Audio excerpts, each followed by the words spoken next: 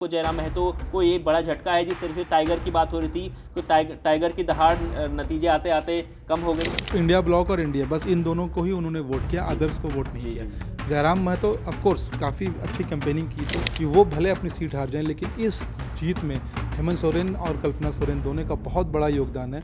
लगातार बातचीत हो रही थी कि जयराम महतो झारखंड में किंग मेकर की भूमिका निभाएंगे, लेकिन अभी झारखंड में जयराम महतो को फिलहाल झटका लगते हुए इस तरीके की तस्वीर आ रही कि उन्हें झटका लग सकता है। एक सीट है जहां पर उनके कैंडिडेट आगे हैं, उसके अलावा जयराम महतो खुद अपनी सीट से पीछे चल रहे हैं। लेकिन जयराम महतो अब को क्या ये चुनाव जिस तरीके से उम्मीदें थी कि 5 या 6 सीटें वो आराम से निकाल लेंगे, ऐसा नहीं होता हुआ दिखाई दे रहा है। क्या लगता है सर आपको जयराम महतो को ये बड़ा झटका है? जिस तरीके से टाइगर की बात हो रही थी तो टाइगर की दहाड़ नतीजे आते आते कम हो गई।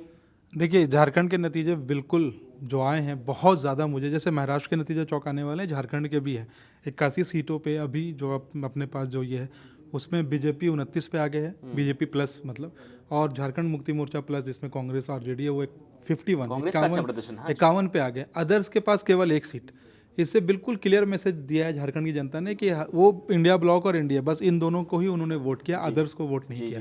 जयराम महतो ऑफ कोर्स काफ़ी अच्छी कैंपेनिंग की थी और ऐसा लग रहा था कि कुछ कमाल करेंगे। उनकी जो झारखंड लोकतांत्रिक क्रांतिकारी मोर्चा पार्टी है, हम लोगों को भी लग रहा था कि वो कुछ करेंगे, क्योंकि जब जयराम महतो ने लोकसभा का चुनाव लड़ा था गिरिडीह से, तो वो खुद 3 लाख से ज़्यादा वोट लेके आए थे। और इस बार उन्होंने 70 सीटों पे अपने उम्मीदवार खड़े किए थे, खुद भी जो 2 जगह से लड़ रहे थे। लेकिन बहुत हैरानी हुई मुझे जब मैं सुबह उठा और जब मैंने इलेक्शन के रिजल्ट आने शुरू हुए, जब रुझान आने शुरू हुए, और अभी भी जो है उस हिसाब से जयराम महतो 3rd पे चल रहे हैं। डुमरी से खुद की सीट पे वो 3rd प्लेस पे चल रहे हैं, जो कि बहुत हैरान करने वाली बात है। लेकिन जिस तरीके के नतीजे हैं वहाँ के, उसमें ये साफ है कि मतलब वहाँ के लोग जो हैं वो जो हेमंत सोरेन की जो स्कीम्स थी, वो बहन वाली जो स्कीम है, कन्या वाली, वो उन सब का बहुत असर हुआ है।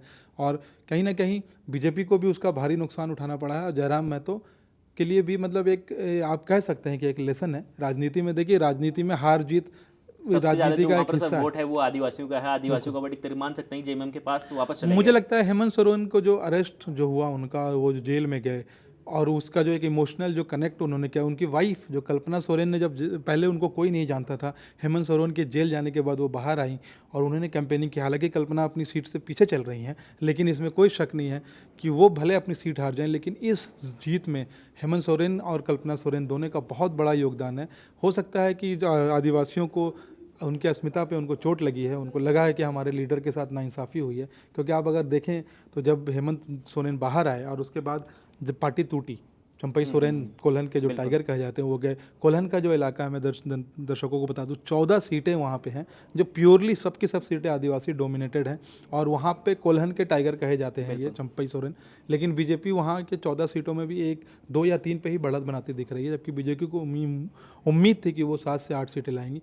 इसका मतलब यह है कि हाँ, हेमंत सोरेन बड़े लीडर के तौर पे हैं, और मुझे लगता है कि जयराम महतो को अभी इंतजार करना पड़ेगा। जयराम महतो सर, इंतजार जरूर करना होगा, लेकिन ये चुनाव उन्होंने साबित कर दिया है कि अगर वो एक सीट भी निकालते हैं तो वो एक तरीके से बहुत बड़ी बात होती है कि एक 30 साल का पार्टी बनाता है, वो 3 महीने पहले पार्टी बनाता है और एक सीट चुनाव जीत जाता है। बिल्कुल बिल्कुल। तो वो अपनी पार्टी को इसके बाद से वो अगली चुनाव में एक बड़ी दावेदार के तौर पर हो सकते हैं। हाँ, वोट परसेंट देखेंगे हम लोग कि उनकी पार्टी को कितना वोट आया है, क्योंकि पहली बार चुनाव लड़ रहे हैं तो जो भी वोट आएगा वो ऐड ही होगा। कितने डिजिट, 5% है, 10% है, 7% है, क्योंकि अभी तो जो रुझान है उस हिसाब से तो मुझे नहीं लग रहा कि बहुत ज़्यादा वोट परसेंट होगा। बट हाँ, ये कह सकते हैं कि जो हम लोगों ने सोचा था कि भाई जयराम महतो कमाल करेंगे, वो नहीं हुआ। जयराम महतो धड़ाम से गिर गए हैं। बट ठीक है, हार जीत, जैसा मैं बार बार बोलता हूँ, हार जीत इलेक्शन का एक वो है, पहलू है, और हमने बहुत बड़े बड़े लीडर्स को हारते हुए देखा है, फिर उन्हें जीतते हुए देखा। अब देखिए, महाराष्ट्र में ही बीजेपी लोकसभा चुनाव हारी और आज देखिए कहाँ पे पहुँची है। तो ये एक सबक लेना पड़ेगा जयराम महतो को और बीजेपी जैसी पार्टी से कि किस तरीके से चुनाव लड़ते हैं और किस तरीके से हार को भी अपने गले लगाना चाहिए। जीत तो सब गले लगाते ही है। लोकप्रियता को जीत में कैसे कन्वर्ट करते हैं, कैसे बदलते हैं, ये फिलहाल अभी जयराम महतो अभी एक तरीके से राजनीति में नए हैं तो कई चीज़ें सीखेंगे। इसके बाद से अगर वो एक सीट भी निकाल लेते हैं तो उनके लिए बहुत बड़ी उपलब्धि मानी जाएगी। तो फिलहाल जयराम महतो की सीट पर हम लगातार आपको बता रहे हैं। इसके अलावा झारखंड चुनाव को लेकर जो कुछ चल रहा है, बीजेपी कितनी सीटों पर आगे है, कांग्रेस कितनी सीटों पर आगे है, लगातार हम आपको बता रहे हैं। लेकिन कांग्रेस का जो प्रदर्शन है झारखंड में वो बेहतर नजर आ रहा है पिछली बार से। लगातार हम बने हुए हैं आपके साथ। आप लाइव के जरिए हमारे चैनल पर जाइए और बताइए कि किस तरीके से हम लोग लोग बता रहे हैं आपको कि सुबह से हम लोग आपके साथ बने हुए हैं और ख़ासतौर पर जयराम महतो को लेकर भी हमने कई कवरेज आपको दी है। उनकी जो सीटें हैं 5 या 6 सीटों पर एक समय ऐसा आ गया था कि उनके जो कैंडिडेट हैं वो दूसरे नंबर पर चल रहे थे, जेएमएम के कैंडिडेट्स को वो टक्कर दे रहे थे, लेकिन फिलहाल उनके कैंडिडेट्स अब पीछे आते नजर आ रहे हैं। लेकिन ये जो पूरे चुनाव में जयराम महतो की पार्टी ने जो प्रदर्शन किया है, जो अपनी छवि बनाई है या जो छाप छोड़ी है, उसको लेकर आपकी क्या राय है, कमेंट कर ज़रूर बताएं। अगर आप जयराम महतो के समर्थक हैं तो तब भी बताएं कि इस चुनाव के बाद आपका क्या स्टैंड होने वाला है। क्या जयराम महतो की जो बातें हैं, उनका जो चुनावी कैंपेनिंग था, उसके बावजूद भी लोग उनके साथ बने रहेंगे या लोग उनसे अलग हो जाएंगे? कमेंट कर ज़रूर बताएं और देखते रहें India.com।